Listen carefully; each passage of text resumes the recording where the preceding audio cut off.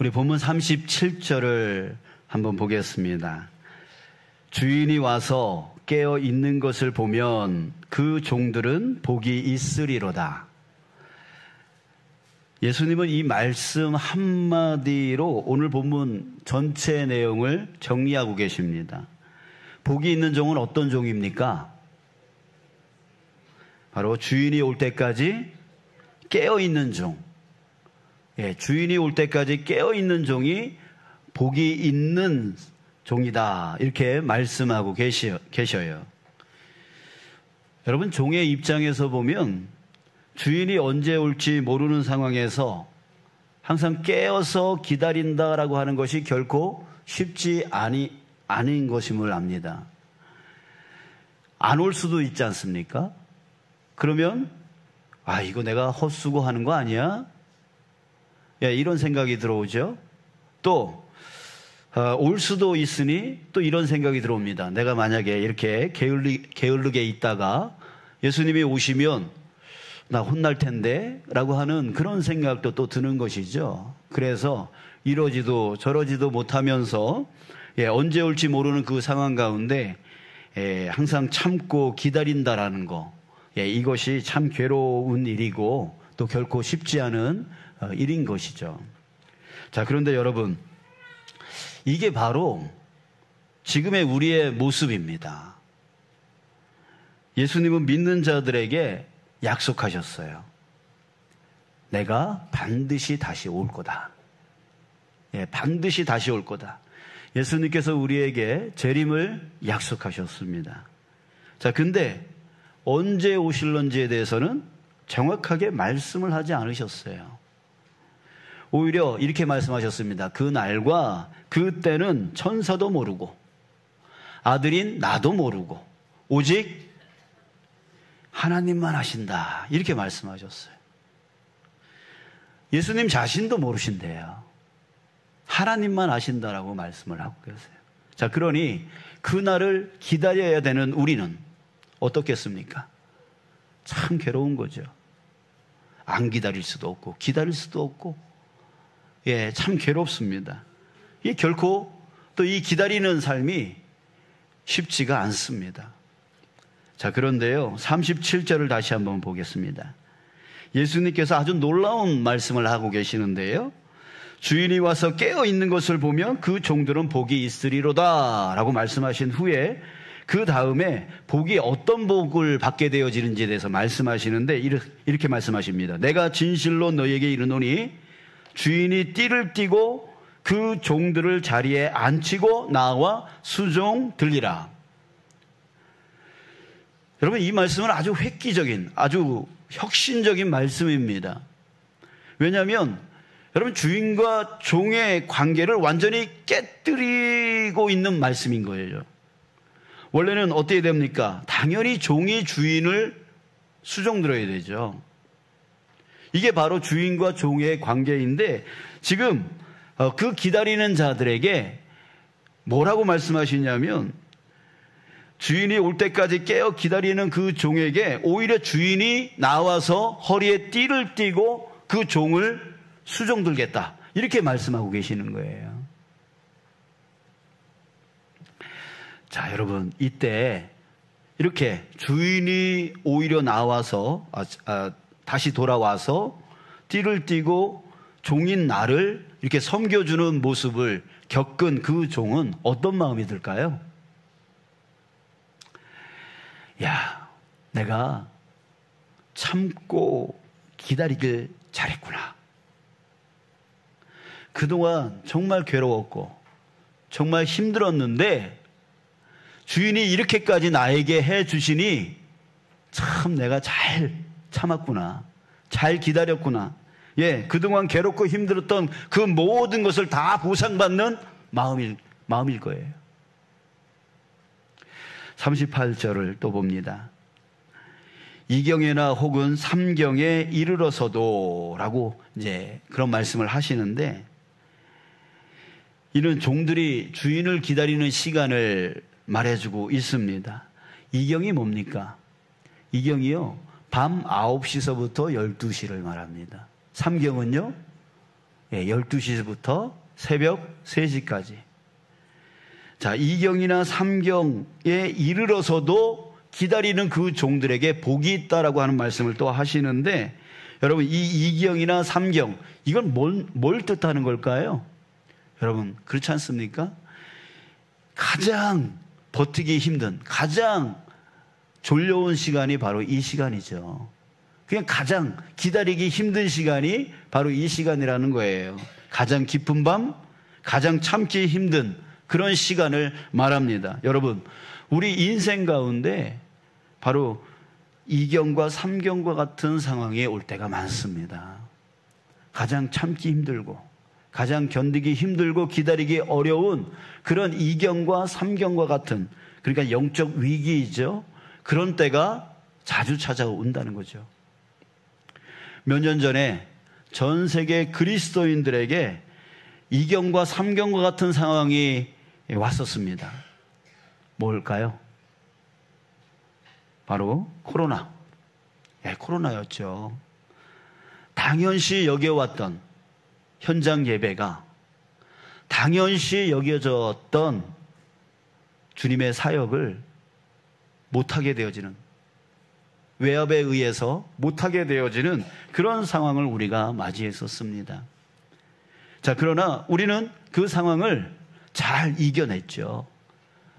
여러분들이 지금 이 자리에 앉아 있다는 그 자체가 잘 이긴 그 증거인 것입니다.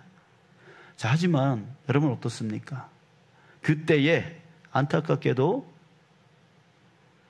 그 믿음의 줄이 끊어져서 아직도 돌아오지 않는 수많은 영혼들이 있습니다. 그들에게 다가온 그 2경과 3경의 그 시간을 그들은 견디지 못했고 참지 못했고 이기지 못했던 것이죠. 여러분들, 이번 주는 광복절이 있습니다. 그 광복절을 생각해 볼 때에 일제강점기 가운데에 정말 하나님을 믿는 믿음의 사람들이 많이 있었습니다. 그 일제에 의하여 억압을 받고 있는 그때,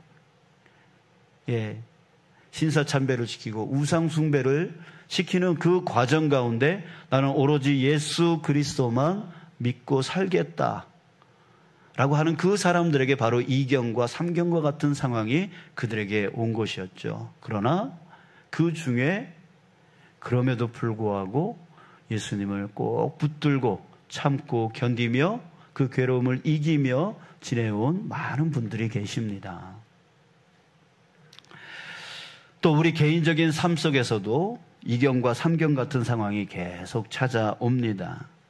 저도 한번 생각해 봤어요. 제 인생 가운데 2경과 3경 같은 그런 시간은 무엇이었을까 한번 생각해 봤는데, 제가 고등학교 1학년 때가 생각이 나더라고요. 그때 처음 제 친구 따라서 교회를 나왔는데, 처음 교회를 나왔으니 성경에 대해서 알겠습니까? 전혀 모르죠. 그런데 그 당시에 GBS라고 하는 것을 했어요. 그룹 성경 공부. 지금의 구역 예배처럼 모여서 성경을 공부하고 하는 그런 건데요. 그때 그 교회 선생님이 저한테 무슨 질문을 했어요. 성경에 대한 질문을 했는데 제가 전혀 모르니까 엉뚱한 대답을 했습니다. 지금 생각에 그게 이제 삭개오에 대한 질문이었던 것 같아요. 뭐 삭개오가 무슨 나무에 올라갔냐, 뭐 이런 식의 질문이었던 것 같은데 어렴풋이 생각이 나는데요. 제가 엉뚱한 대답을 한 거예요. 그래서 같이 앉아있던 친구들이 막 웃은 거예요. 그때 제 마음이 어땠겠어요? 너무나 창피했어요. 너무나 창피해요. 얼굴이 시뻘개졌어요. 제 마음에 무슨 생각이 들었을까요? 내가 이 교회 다니나 봐라. 이런 마음이 들어왔어요. 근데 그때 선생님이 위로해주고 모를 수 있지. 그러면서 친구들을 오히려 꾸중해 주시고 저를 위로해 주시고 격려해 주셔서 그 위기를 넘어섰던 기억이 납니다. 또 한 번은 대학교 때가 생각이 나는데, 저는 이제 신학대학원을 갔기 때문에 대학교는 일반 대학교를 다녔어요. 근데 대학교 들어가면 부모님들이 항상 하는 말이 있죠. 놀고 먹는 대학이라고. 항상 공부에는 신경 안 쓰고 놀기만 하고 친구들하고 어울리고 또 그 대학교 문화를 따라가는 그런 일들. 그런 일들 때문에 또 이제 교회에 소홀하게 되어지고 예수님에 대해서 소홀하게 되어지는 그때. 그때가 또 저한테 다가온 2경과 3경의 시간이 아니었나 하는 생각을 갖습니다. 어떤 분은 그런 얘기를 해요. 자기 주일학교 다녔는데 그때 이제 겨울이 되면 문학의 밤 하지 않습니까? 문학의 밤을 하면 무슨 성극 같은 연극을 합니다. 그런데 자기 주인공 안 시켜줬다고. 그다음부터 교회 안 다녔대요. 그걸 자랑삼아 얘기를 하시더라고요. 그분에게 다가온 그 2경과 3경의 시간을 그는 넘어서지를 못한 거죠. 지금까지도 교회를 다니지 아니하고 그렇게 있는 거예요. 자, 여러분들의 인생을 한번 돌아봤으면 좋겠어요. 여러분들에게도 분명 2경과 3경 같은 그런 영적 위기가 분명히 있었을 것입니다. 그 위기들을 여러분들이 넘어서서 지금 여러분들이 앉고 있는 이 자리에 앉아 계신 거예요. 사랑하는 여러분, 앞으로 예수님이 다시 오시는 그날까지 여러분들의 인생 가운데 또 2경과 3경 같은 시간들이 올 겁니다. 그럴 때 여러분들 잘 참으시고 잘 견디시고 잘 이기시길 주님의 이름으로 축복합니다. 이렇게 우리 인생 가운데 영적 위기인 2경과 3경의 시간들이 계속 찾아오는데 그걸 이렇게 우리가 생각해 보면 두 가지인 것 같아요. 지금 다가오는 그 2경과 3경은 항상 바쁨의 문제로 다가올 때가 많은 것 같습니다.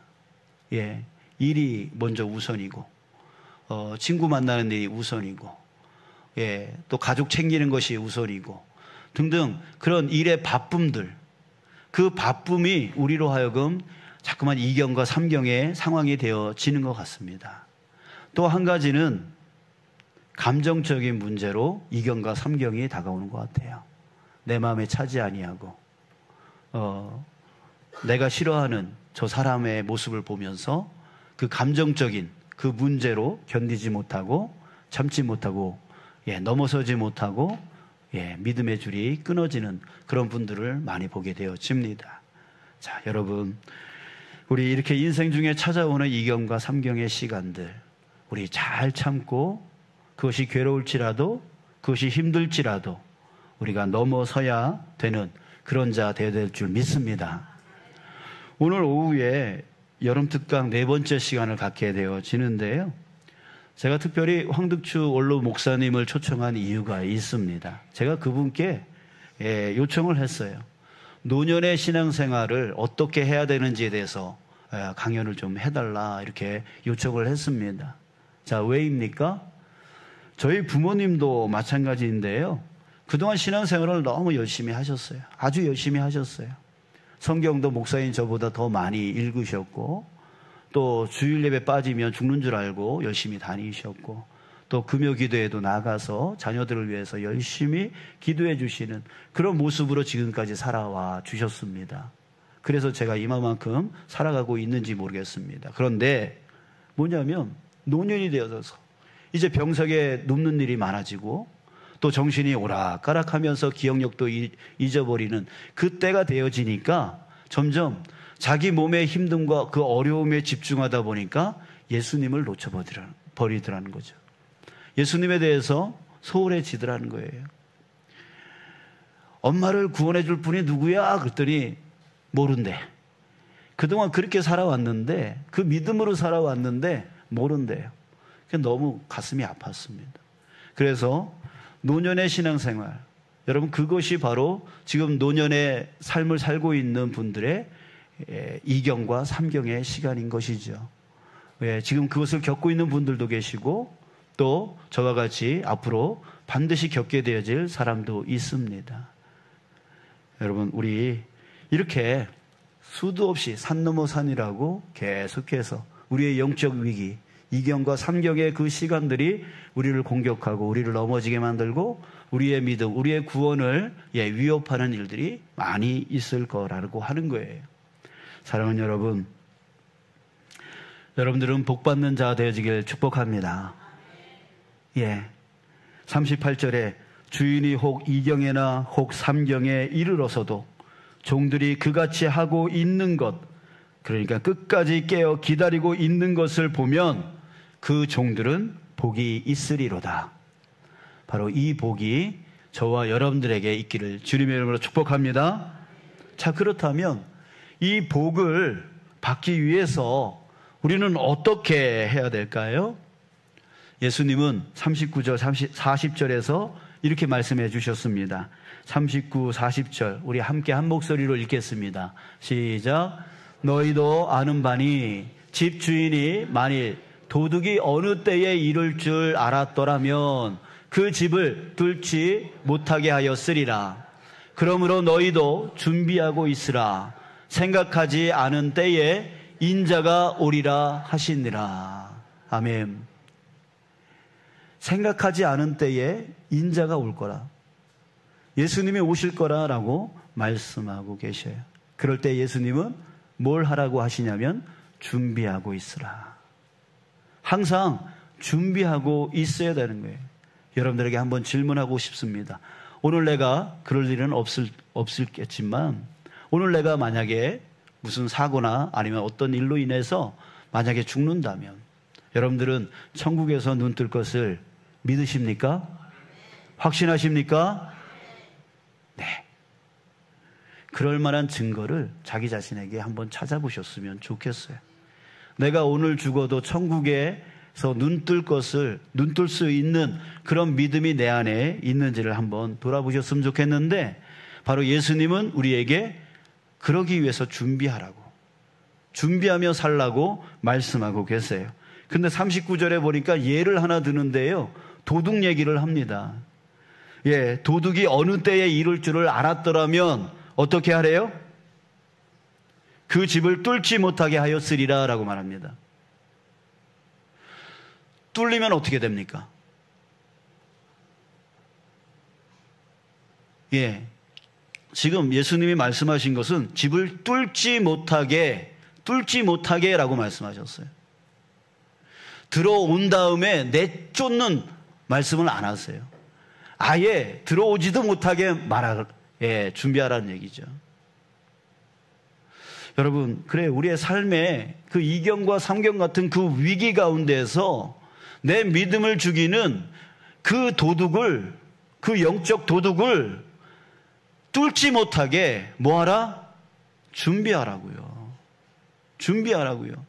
이미 들어와서는 늦어버린다고요.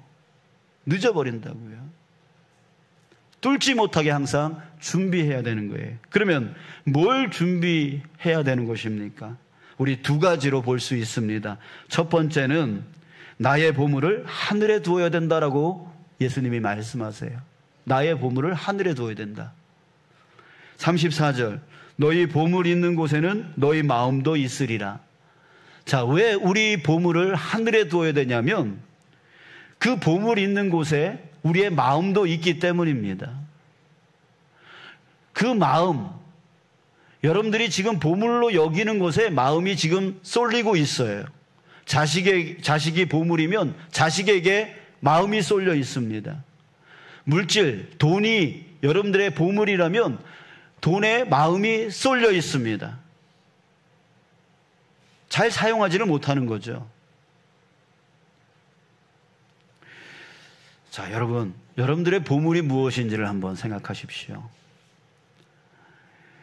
우리는 근본적으로 두 부류가 있습니다. 자신의 보물을 어디에 두며 살아가는지에 대한 두 부류가 있습니다. 첫 번째는 뭐냐면 자기 자신을 보물로 여기는 자입니다. 두 번째는 하나님을 보물로 여기는 자입니다. 모든 걸 따지고 들어가 보면 다 이 두 부류 중에 하나예요. 자기 자신을 보물로 여기든 하나님을 보물로 여기는, 이 둘 중에 한 사람인 거예요. 여러분들은 나를 보물로 여기는 자입니까? 하나님을 보물로 여기는 자입니까? 그렇습니까? 하나님이 여러분들의 보물입니까? 자, 그렇다면 우리 한번 생각해 봤으면 좋겠어요. 교회 사역을 우리 한번 예를 들어보죠. 교회 사역을 나를 보물로 여기는 자는 어떻습니까? 왜 내가 이런 일을 해야 되는 거야? 이런 마음이 많아집니다. 왜냐하면 내가 보물이기 때문에 나한테 불편해지면, 나한테 힘들어지면 왜 나한테 이런 일이 일어나는 거야? 라고 하면서 불평이 나온다는 거예요. 가정에서도 역시 마찬가지입니다. 내가 남편에게, 아내에게, 또 내 자녀에게 분노가 나간다는 이유는 무엇입니까? 내 마음이 너 때문에 불편하다는 거 아닙니까? 그러니까 나를 먼저 생각하기 때문에 분노가 나오는 거예요. 자, 그러면 여러분들의 보물은 여러분 자신 아닙니까? 그렇다면 하나님을 보물로 여기는 자는 어떨까요? 하나님께서 말씀하셨죠? 내가 내 영광을 위하여 지은 자를 오게 하라. 하나님이 그렇게 창조하셨다는 거예요. 여러분, 하나님께서는 우리를 하나님의 영광을 위한 존재로 창조하셨다고 말씀하십니다.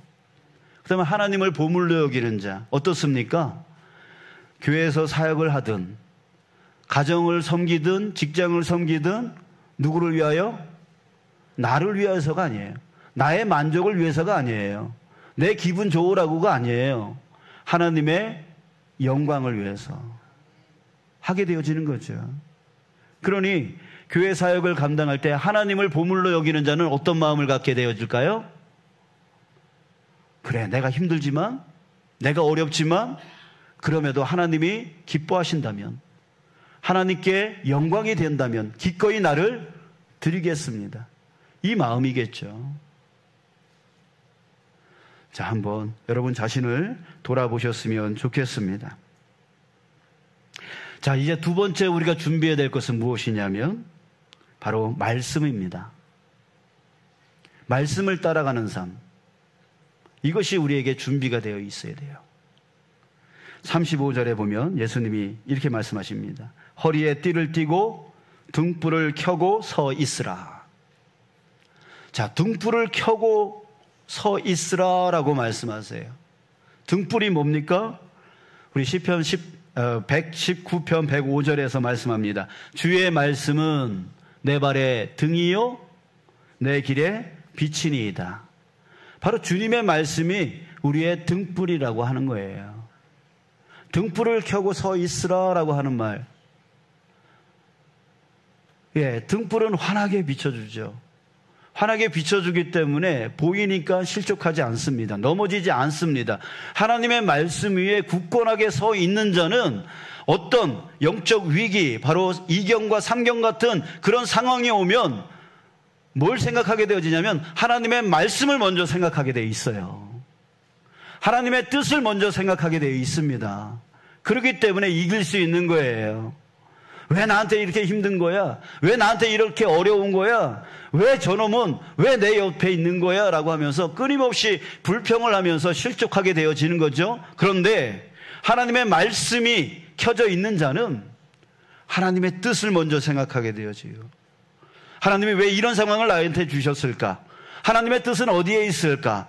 하나님은 왜 나를 어디로 이끌어 가려고 하시는 걸까? 라고 하는 하나님의 말씀을 먼저 살피게 되어지죠. 그 안에서 하나님의 그 심오한 뜻을 깨닫게 되어질 때에 내게 다가온 그 문제는 아무것도 아니게 여겨지게 되어지는 거예요. 이기게 되어지는 것이죠. 여러분, 머릿속에 많은 말씀을 담고 있다고 해서 그게 등불이 아닙니다. 등일 수는 있습니다. 등을 들고 있을 수는 있어요. 그러나 예수님이 뭐라고 말씀하셨어요? 등불을 켜고. 등불을 키라는 말은 바로 말씀, 그 말씀을 내 앞에 두고 살아라라고 하는 뜻이에요. 많이 알고 살아라가 아니라 그 등불을 따라 살아라, 말씀을 따라 살아라, 이 말씀인 거예요. 여러분, 우리는 두 가지를 이렇게 준비하고 있어야 돼요. 나를 보물로 여기는 자가 아니라 하나님을 나의 보물로 여기는 자, 그리고 등불을 켜고 사는 자 되어야 되는 거예요. 그럴 때에 내 믿음의 도둑, 영적 도둑, 2경과 3경의 시간에 내 안에 들어오려고 하는 그 영적 도둑을 우리는 막아낼 수 있게 되어지는 거예요. 들어오면 이미 끝장나는 거예요.